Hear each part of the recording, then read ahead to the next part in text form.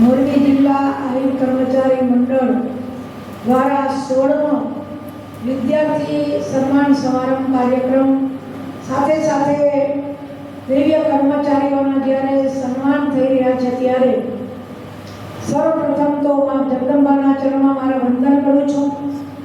આ કાર્યક્રમના અધ્યક્ષ અને મારા ગુરુભાઈ પરમ પૂજ્ય પ્રભુદાસજી મહારાજ શ્રી કુંવરી રામભાઈમાની જગ્યાના મહંત પૂજ્ય મા રજકિશોરી દેવી મહંત શ્રી વાંટાવદર, સાથે આજના મુખ્ય વક્તા પ્રવીણભાઈ બેડા સાહેબ, ભાઈ શ્રી લાખાભાઈ, ચંદુભાઈ ઉમર સાહેબ, દેવાભાઈ અને નરસિંહભાઈ અંબાઈ અને શક્તિ સ્વરૂપમાં દરેક બહેનો જે દરેક જુદા જુદા ક્ષેત્રમાં સંકળાયેલા છે, સાથે જયશ્રીબેન, સ્ટેજ પર બિરાજિત બધા ભાઈઓના હૃદયમાં અને આપના હૃદયમાં બિરાજિત પરમાત્માના ચરણમાં મારા વંદન।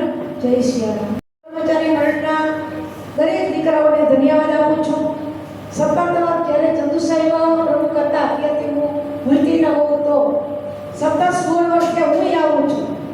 એટલી બધી પ્રગતિ થઈ રહી છે સાહેબ। આ દીકરાઓની જે ઉર્જા છે, આ દીકરાઓનો જે ભાવ છે, આખી કમિટીને હું પૂર્વ પ્રમુખશ્રીઓ, સમગ્ર કર્મચારીઓ બધાને ખૂબ ધન્યવાદ આપું છું કે પોતે દિવસ રાત જોયા વિના સતત પ્રગતિ કેમ થાય તેના માટે સતત કોરોના કાળમાં પણ આ ભાઈઓ એની સેવા ચાલુ રાખી છે। આ બધાને ખૂબ ધન્યવાદ આપું છું। સાથે સાથે જે આજે વિદ્યાર્થીઓનું સન્માન છે એમના વાલીઓને ધન્યવાદ આપું, વિદ્યાર્થીઓ દીકરા દીકરીઓને ધન્યવાદ આપું છું। આ બધા તેજસ્વી તારલાઓ છો। અહીંયા સ્ટેજ પર હમણાં સાહેબે વાત કરી કે 21 ક્લાસ 1 ઓફિસર છે તો એમને નહીં પ્રાપ્ત થયું, એના માતા પિતાએ, એના પરિવારે કેટલો બધો પુરુષાર્થ કર્યો છે અને સ્વયં જે અત્યારે ઓફિસર્સ છે એને કેટલો પુરુષાર્થ કર્યો છે, તો એ બધામાંથી આપણે પ્રેરણા લેવાની છે। માતા પિતા બાળકો માટે ખૂબ જ પ્રયત્ન કરતા હોય છે। આજના મુખ્ય દાતાશ્રી અર્જનભાઈ ઉમર એમને પણ હું ધન્યવાદ આપું। દરેક વખતે દાતાશ્રીઓ આવી કાર્ય માટે આવા વડીલો આગેવાનો પ્રેરણારૂપ હોય જ છે। દર વખતે હું આવું છું, મારી તબિયત સારી હોય નહીં પણ મને આપણે જોઈને એક ઉર્જા મળે છે દીકરા। હું બધાને ધન્યવાદ, અહીંયા કોઈ મોટાપણું રાખતું નથી, બધાના નિર્મળ મન છે। એક નાની વાત કરું કે કદાચ તમારા જીવનમાં નિશાન ચૂક માપ નહીં, માપ નીચું નિશાન। કદાચ તમે એકાદી વખત પ્રયત્ન કરતા હો અને કદાચ એમાં ભૂલ થાય, એકાદી વખત પાછળ રહી જાય તો ક્યારેય હિંમત નહીં હારવાની, હંમેશા પોઝિટિવ થિંકિંગ રાખવાની। અડધો પ્યારો પાણીનો ભર્યો હોય તો નેગેટિવ માઇન્ડ વાળો એવો વિચાર કરશે કે અડધો પ્યારો ખાલી છે, પણ પોઝિટિવ માઇન્ડ વાળો શું કહેશે કે અડધો પ્યારો તો ભર્યો છે ને। દરેક તમારા જીવનની તાકાત તમે પ્રાપ્ત કરો।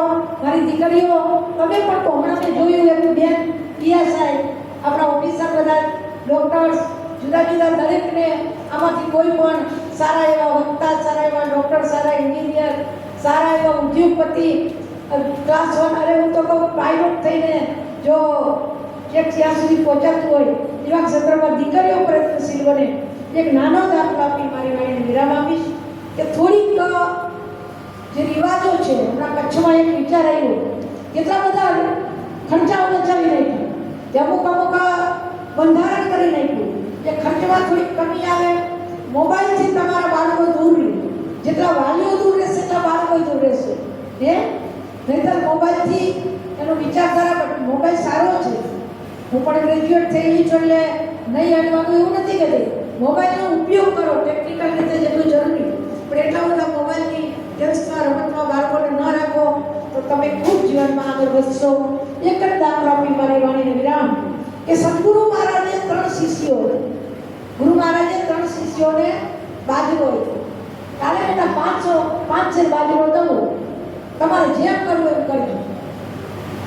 એટલે કોક શિષ્ય હતા એટલે બાજરો પછી ગુરુ મહારાજ પાસે આવે છે, ગુરુ મહારાજ પૂછે બેટા શું કર્યું, તો કે બાપુ મેં તો બાજરાનો લોટ કરાવ્યો, રોટલા કરીને ખાઈ દીધો।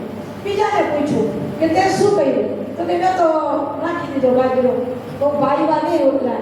ત્રીજા શિષ્યને પૂછ્યું ગુરુ મહારાજે કે બેટા શું કર્યું, કે ગુરુ મહારાજ તમે મને બાજરો દીધો હતો ને, એ બાજરો વાવ્યો હતો અને એ બાજરો 5 સેર દીધો હતો ને એમાંથી 50 મણ બાજરો કર્યો. તો આ તમારા જ તાકાત છે બધું. તમે આ કરી શકશો. તમે તમારા માતા પિતા, તમારા શિક્ષકો, અહીંયા કેટલા બધા શિક્ષકો પણ બેઠા છે, એમાંથી પ્રેરણા લેજો. આવા આગેવાનો, આ દાતાઓ પાસેથી પ્રેરણા લેજો. અને દર વર્ષે આપ અમને બોલાવો છો.